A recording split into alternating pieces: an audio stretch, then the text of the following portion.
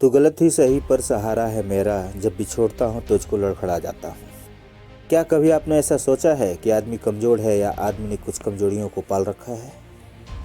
आइए पहले हम यह सोचते हैं कि दुख क्या है। सरल और साधारण भाषा में कहें तो हमारे अपेक्षाओं की उपेक्षा ही दुख है।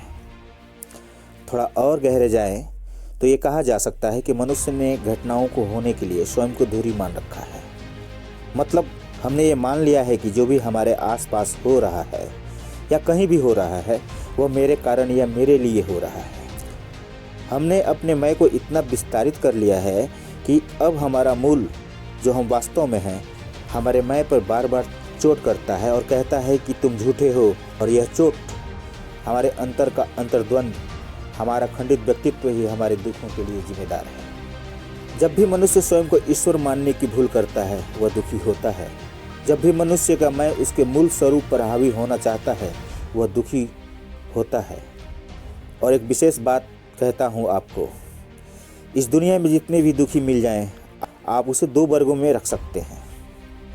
जो दुख से दूर भागता होगा और दूसरा वह जो सुख की ओर भागता होगा। है ना मज़े की बात? जो दुख से दूर भागता है वह भी दुखी है और जो सुख की ओर भागता है वह भी दुखी है। कोई दुख से दूर भागता है, कोई सुख की ओर भागता है। हम सभी दुख नहीं चाहते, फिर भी हम सब दुखी हैं। क्या खेल है यह? और प्रायः मैंने यह अनुभव किया है कि सुख की ओर भागने वाले लोगों के व्यवहार में दुख स्पष्ट दिखता है और दुख से भागने वाले लोगों के व्यवहार में दुख तुलनात्मक रूप से कम परिलक्षित होता है। दुख से भागने वाले लोग आपको शराब की दुकान पर मिलते हैं और भागने वाले लोग मंदिर, मस्जिद, चर्च, गुरुद्वारे में। मैं क्षमा चाहता हूँ कि मैंने कुछ धार्मिक शब्दों का इस्तेमाल किया है। सुख को एंजॉय करने के लिए शराब का सेवन करते हैं और कुछ लोग सुख का आभार व्यक्त करने के लिए मंदिर जाते हैं। मतलब शराब वाले केस में लोग सुख को खींचकर बाहर निकालते हैं और मंदिर वाले केस में लोग सुखी होने की घोषणा करते हैं। मतलब हमारा सुख इतना संकीर्ण हो गया है कि उसे एहसास करने के लिए भी सहारे की आवश्यकता है। इसीलिए तो मैंने आपको वीडियो के शुरू में ही कहा था, तू गलत ही सही पर सहारा है मेरा, जब भी छोड़ता हूँ तुझको लड़खड़ा जाता हूँ। एक नियम है लॉ ऑफ रिवर्स।